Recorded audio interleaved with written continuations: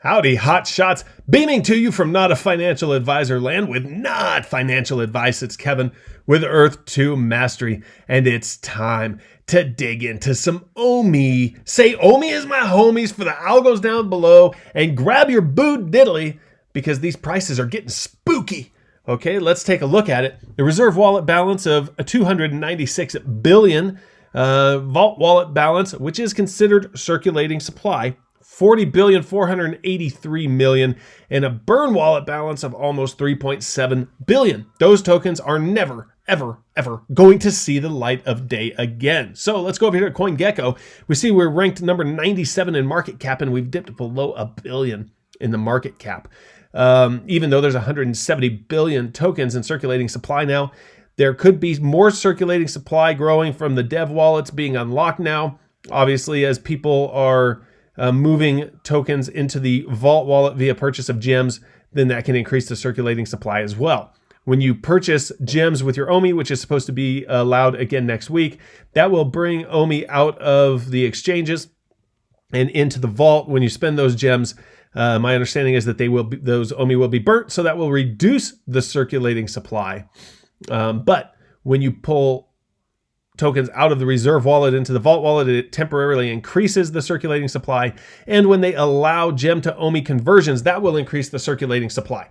So hopefully the OMI to gem conversions outweigh the gem to OMI conversions so that we can continue to have a deflationary, it's a deflationary token anyway, but obviously it'll deflate faster if we burn more. Okay, guys. So right now the token price sits at 0.547 cents. So for the low price of about $5,500, you can bag yourself $1 million OMI. Don't listen to me though. I lose all my money. I've lost my life savings twice this week or something like that. But that's a lot cheaper than I was able to get my OMI. I need to buy some more, cost average down. I need some cash. If old Gag would just kick the bucket.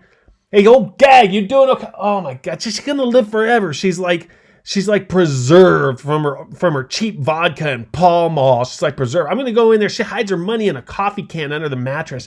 Now, I want to get some of that money, but her mattress is so gross. Okay, guys.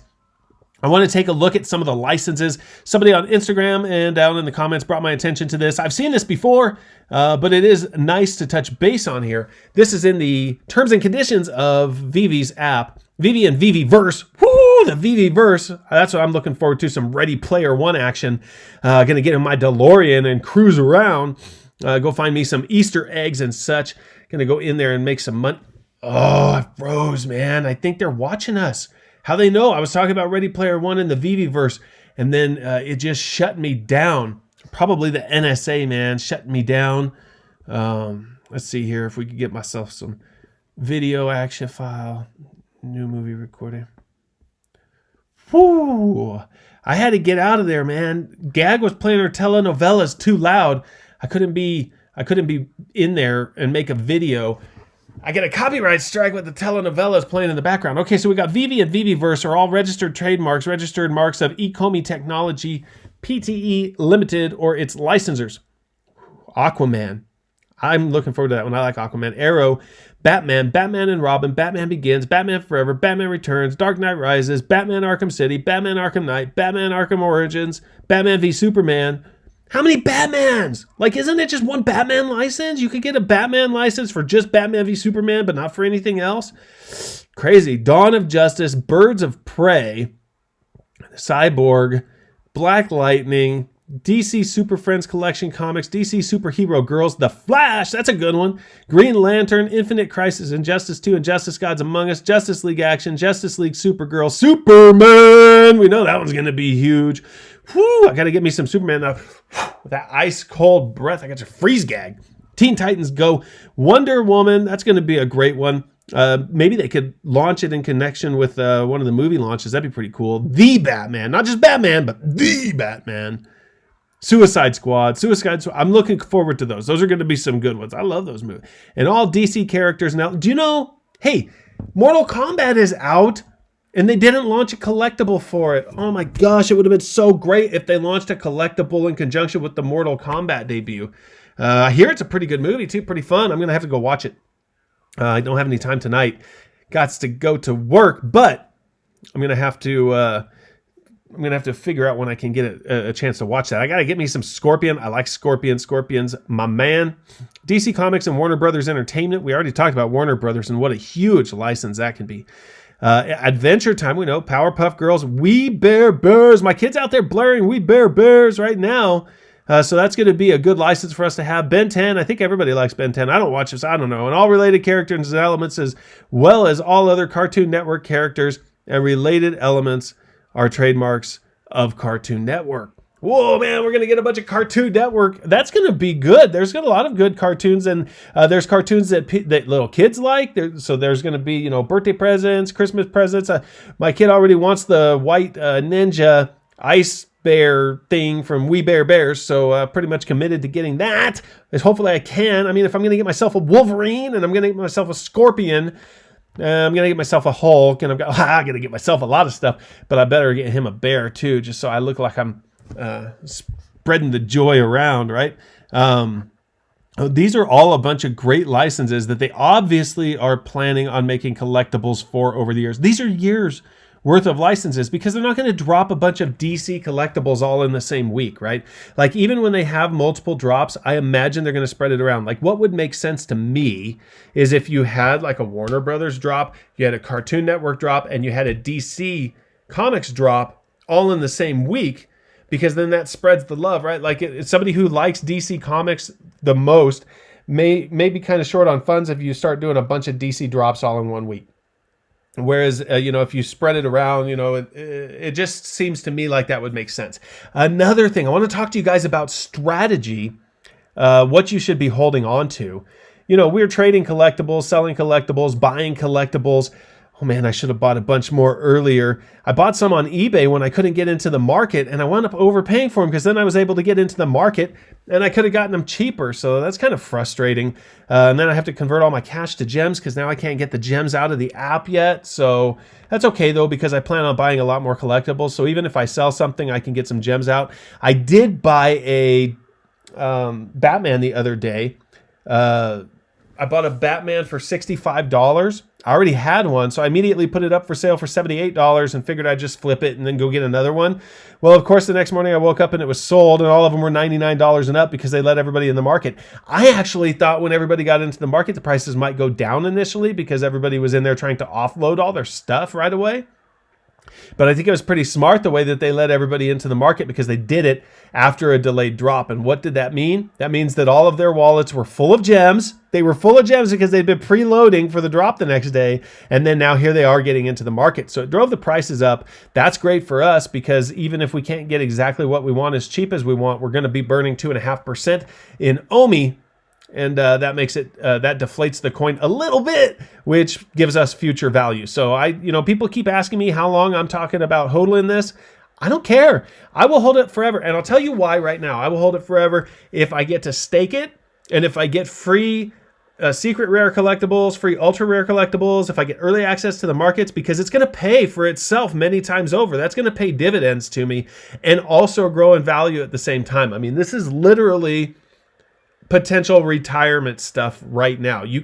People that don't have a retirement could literally go out and put their stimmies in, and this is not financial advice. I'm just telling you what I told Gag. I said, Gag, take your stimmy. You don't need any more Pall Malls than you already have. You have enough cases of Pall Malls in the garage. Take your stimmy, stick it in OMI, and then just keep it forever. It could be retirement, especially if you could stake it and you get free collectibles. I mean, basically it would be an income spinning off of the VeVe app. But if you get lucky enough, I think you should hold on to really low mint items. I got lucky and I have like a sub 1000 mint ultra rare DeLorean. I have a sub 500 mint uncommon Myrmicorno I was actually going to sell, but then I just removed the auction because I was like, you know what? There's only so many of these. And that one sub 500, I'm just going to keep it because I think what's going to happen is that people are going to start looking for lower and lower mint numbers, okay? And I've already heard that behind the scenes, there's a lot of money going for like sub 500 mint items, so it's probably something worth holding on to, especially because right now VeVe has like a 250,000 user base, but it's going to be millions. It's going to be millions once they start doing regular drops and they have all these amazing licenses. They got the VeVeverse. I just saw a Jurassic Park gate on Instagram, and it just blew my mind, because could you imagine like walking through the gate and then you've got your dinosaurs scattered all over? It's literally like going to a 3D museum in your phone. Now, when you could you imagine when you tie that into virtual reality and you can like walk around and see it without looking at it on your little phone?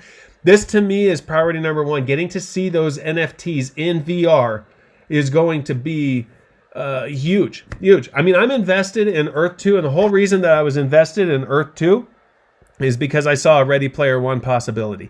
I don't know who's going to get to it. I hope it's either Earth 2 or VeVe, because obviously I'm invested in those, and so I want to see them succeed. But no matter who gets into it, it's going to be amazing. And if you could just walk around in virtual reality and see all of your collectibles, possibly even interact with them, play in the game with other people, play in augmented reality, it's going to bring a lot of value to the digital collectibles that you just don't get out of physical collectibles.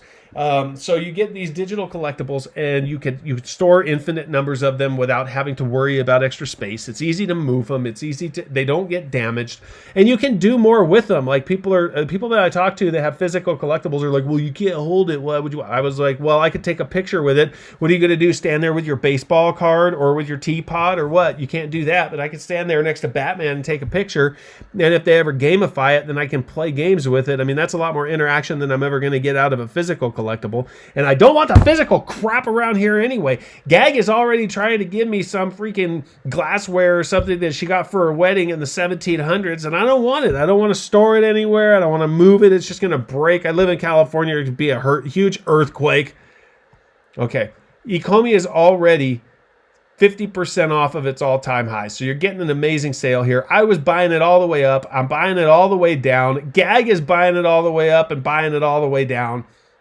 Okay, I'm not telling you what to do, but I think there's a lot of ways to make money here. You're going to be able to make money with the VeVe collectibles. You're going to be able to make money flipping the collectibles, saving the collectibles while they go up in value. You're going to be able to make money by staking your OMI and getting a collectible spin-offs from your OMI that you're able to then resell later if you want to. And you're going to be able to make appreciation on the OMI. It's literally getting deflated away, as opposed to my dollars, which are getting inflated away by giving people free money. Okay? So I think there's a lot of good things going on here. Hold on to your low number mints. Oh, and one thing that most of us don't think about is there's a lot of people out there that are going to be trying to get the same mint on everything. Like, for instance, I was born in 1982, which means that I'm not a millennial. I'm a zennial. I will not claim to be a millennial. If I'm a millennial, okay, fine. But I'm really a zennial. I'm like in between. I still played at Jimmy's Arcade. You guys know what Jimmy's Arcade is? Probably not. We had arcade games. You stood there and played them. You put quarters in them. Okay? That's not like this new generation. They don't know what that is. I rolled up the windows. I had a rotary phone. Okay, but I could still use the technology to some degree because I'm a zennial. All right, so I'm into these digital collectibles. I'm bridging the gap for us old people. But you can make a lot of money by doing all this stuff. Anyway, the whole point is I'm born in 1982, and maybe I want to get all 1982 collectibles. Okay, it's going to be hard for me to do that, but it makes it like a game. It gives me something to collect, and if I could get a matching set of all 1982 collectibles, well, then that'd be pretty cool for me, right? Maybe somebody has their favorite number. Maybe their favorite number is 333, so they're trying to get all 333 mint items. They're going to pay a premium for that. Okay, so if you have some sort of a number that you think might, repeating numbers, round numbers, like if you have 1,000, 2,000, 3,000, 4,000, if you have the last one minted, if you have the first, well, you won't get the first one minted because they're keeping the first 40, I think. But you could get all threes, right? You could get all fours. You could get 24, whatever people's favorite number is. Maybe they know a basketball player with the number 30 on their jersey, so they want all 30/30s. Whatever it is, you're going to be able to get a premium for them if you have collectibles that they want with the mint number that they want. So just hold on to stuff. Make sure that you're getting a good price for it if you are letting it go. And also get to sub it.